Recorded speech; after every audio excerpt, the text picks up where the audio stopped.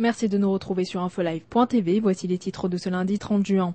Le cabinet a finalement opté ce dimanche pour l'échange de prisonniers avec le Hezbollah, dans l'espoir d'obtenir le retour des 2 soldats de Tsahal qui ne seraient toutefois plus en vie.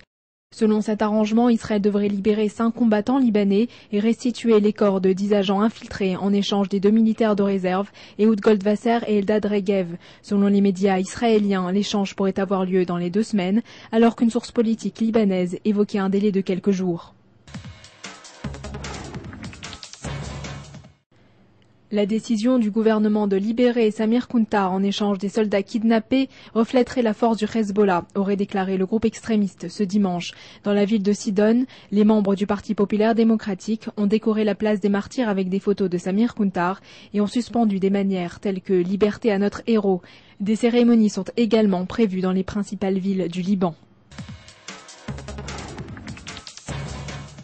Le régime sans visa entre la Russie et Israël entrera en vigueur avant le 20 septembre 2008. La Knesset a approuvé le projet à l'unanimité ce dimanche. Désormais, les touristes russes séjournant en Israël ou les Israéliens en Russie n'auront plus besoin de payer un visa variant de 50 à 200 $ s'ils désirent rester plus de 3 mois dans le territoire étranger. Cette suppression des visas devrait également être suivie par la Macédonie et l'Albanie qui ont signé un accord semblable avec Israël.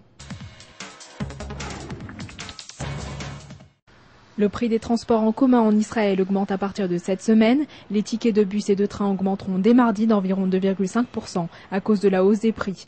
En janvier déjà, les services publics avaient connu une augmentation d'1,7%. Après 3 ans de stabilité, le prix de la gasoline sera de 27 agourot plus cher. Le prix du carburant a augmenté de 12,3% depuis le début de l'année. L'Espagne a remporté l'Euro 2008, son 2e titre international après 44 ans d'attente, en surprenant l'Allemagne dimanche à Vienne. C'est l'attaquant espagnol Torres qui a marqué le seul but du match, dont le score restera 1-0 jusqu'à la fin du jeu. Les joueurs de l'équipe espagnole ont reçu leur médaille et leur coupe des mains du président de l'Union européenne de football, Michel Platini. C'est la fin de ce journal, merci de l'avoir suivi sur InfoLive TV.